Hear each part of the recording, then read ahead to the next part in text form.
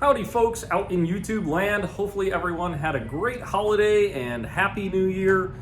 I just wanted to make a quick little end of the year recap, let you guys know what we got going on over here. Lots of changes over the last couple years. The business has been growing. I'm super thankful for that. We've really honed in a good team. We got Timmy. He's just an awesome mechanic. He's working out really well for us.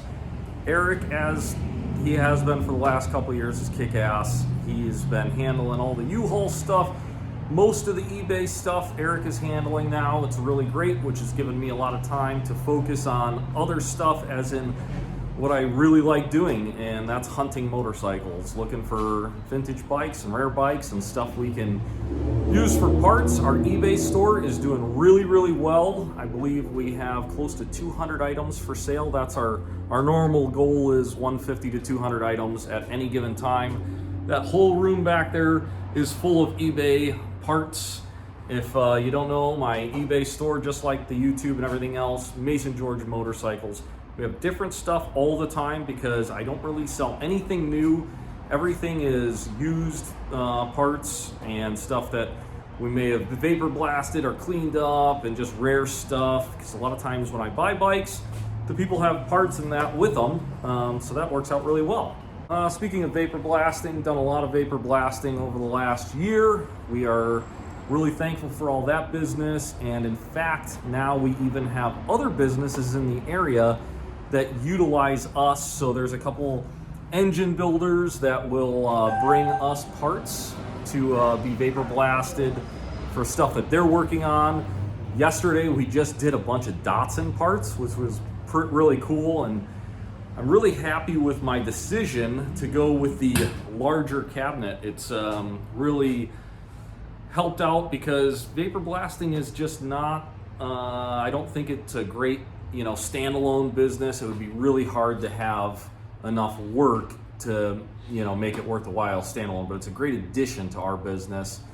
And doing some automotive stuff has, like I said, it's opened up another little revenue stream, so we can keep that thing humming at least 1 or 2 days a week, along with everything else we got going on. Like I said, changes have happened. I'm learning, just like everybody else, as we go along with this, what works, what doesn't work, what we actually make money on, and what is more, for passion and not so much for money. And that stuff is fine too, and we're still gonna do that, but we just have to, keep an eye on how much we do. And basically that translates to restorations.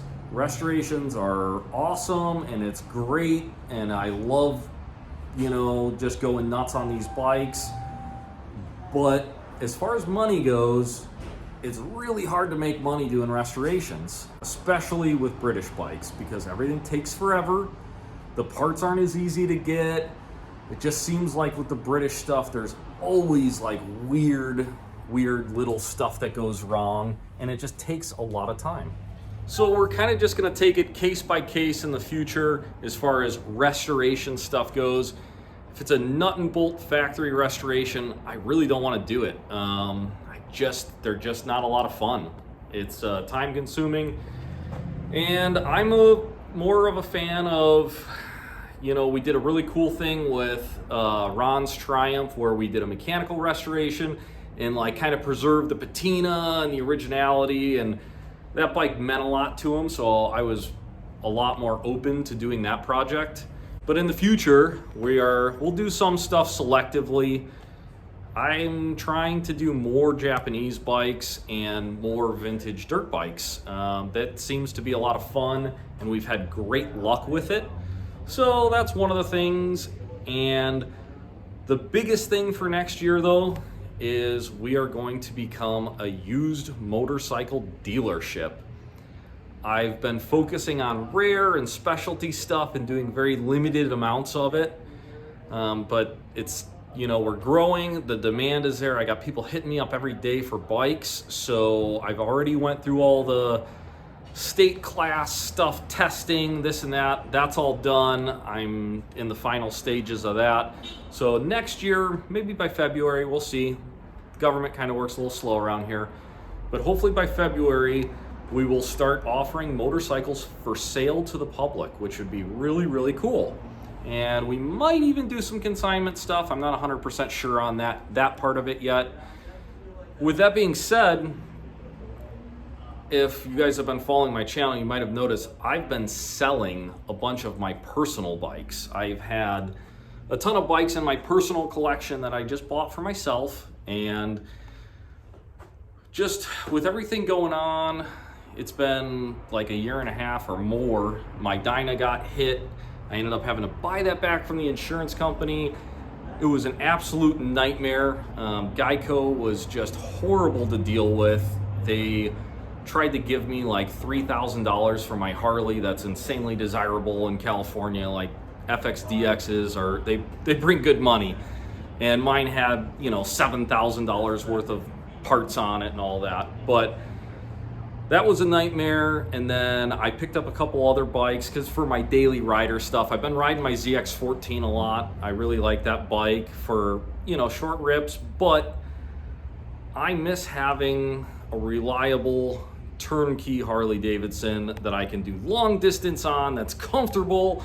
I can ride with my buddies and smash corners in the mountains and ride fast and have fun, but not sport bike fast, you know, where you go to jail for felony arrest and all that good stuff because you're going, you know, 3 digits. Harleys are really fun to ride under 100 fast, you know, that kind of thing. So with that being said, next year I'm either building an FXR, buying one that's semi-built and fine-tuning it, or buying a new Lowrider S. As much as I love my vintage bikes, I miss having that turnkey, no issues, jump on it. I can ride to Death Valley or LA or wherever I want to ride and not even think about it. And I miss that. So I've been really focusing on that. I've sold a handful of bikes out of my personal collection, and I have a few more that I'm going to sell. So I just recently sold the CBR 250 gray market import 4-cylinder on eBay. That one is, I'm still waiting to get fully paid for that one. So once that happens, that one will leave. That's that guy right there. The Brown Bomber, the Cholo Chopper. That bike I picked up a couple years ago, and my grand plan was to make a chopper out of it, and it needed mechanical stuff first. So we did all the mechanical stuff, and everybody and their brother is like, oh my God, you're gonna chop that thing? Like, you know, it's a really nice motorcycle. I can't believe you're gonna chop it. The price of bikes are through the roof right now. So instead of chopping that one, just so happens that I found this one the other day. And this one, I don't have to feel bad about chopping this one because it's crashed. It was hit in the front really bad. The front end that's on it is not the original one. That is one that I just have floating around the shop. But let me show you this bad boy. So this is a 2004 Harley Softail. I think it's a wide glide Softail. I'm not 100% sure. I'm not really into Softails, but for a chopper, this thing is a good donor bike. Just totally smacked big time in the front end, and it actually bent the frame, and the front engine mount is cracked. But a friend of mine is a really good welder, and he believes that he can fix that engine case. As far as the frame goes, it might be repairable as well. This bike, the previous owner did not have full coverage insurance, so it never went through the insurance and got totaled or anything. And I'm hoping that we can fix the frame. So maybe the frame's fixable, maybe it's not. That's something that we're gonna have to find out, and it's gonna dictate, you know, which way that the build goes. But the good news is it's a clear title, all that good stuff. So I already took care of that. If I do end up getting if the frame is not fixable, which I think that it is, I'll have to get an aftermarket frame and then go through the process with the DMV of a special construction. But having the title in my name and all that good stuff for the donor bike where all the parts came from should help the process quite a bit. Either way, that's where I'm at, and I'm not gonna feel bad about chopping up this bike because otherwise it would just end up in the junkyard. Yeah, it's pretty thrashed already. And the Brown Bomber can go to a new home where somebody will appreciate it. It's an amazing motorcycle, just not my style. It's a really cool bike. This one actually is a special construction. DNA frame, it's got an S&S crate engine in it. I think it's a 103. It's either a 96 or a 103. It's mean, it's loud, it's nasty. It's got a big old front tire on there. Everything's chromed out. It's a really cool bike. Like I said, just not my style, and I was gonna chop. But sometimes the market changes, and that's really what we're in right now. The used bikes are through the roof. It's crazy. There's no inventory, and stuff sells for a lot of money, so we might as well make hay while the sun's shining and throw our hat in the mix next year and start slanging used bikes. But yeah, that's kind of what went on this year. It was another wild year with everything going on in the world, especially in California. Lots of lockdown, lots of silliness everywhere, but making do. It was a huge year for the channel. The channel grew big time this year, and I appreciate all our new viewers and new subscribers. It means a lot to me. Feel free to drop a comment what you guys want to see for next year. We are going to try and do a lot more YouTube videos next year. This year was a grind, especially the last 6 months. It was just grind. I had to finish all these projects that built up. This shop was packed with bikes. We're not doing that anymore. At one time, there was like 20 bikes in here and multiple things going on, and it was chaotic, and I don't like that. So we're doing less bikes, quicker turnaround, more organized. I'm happier. I think the guys like it a little bit better. The chaos of pushing in and out 20 bikes every morning is something else. What do you think, Eric? You got anything to add? No, pretty much wrapped it up. Yeah, Eric's just trying to have his lunch, and I'm making YouTube videos. But yeah, we'll definitely give it a little bit more effort next year to do more videos, especially for selling bikes.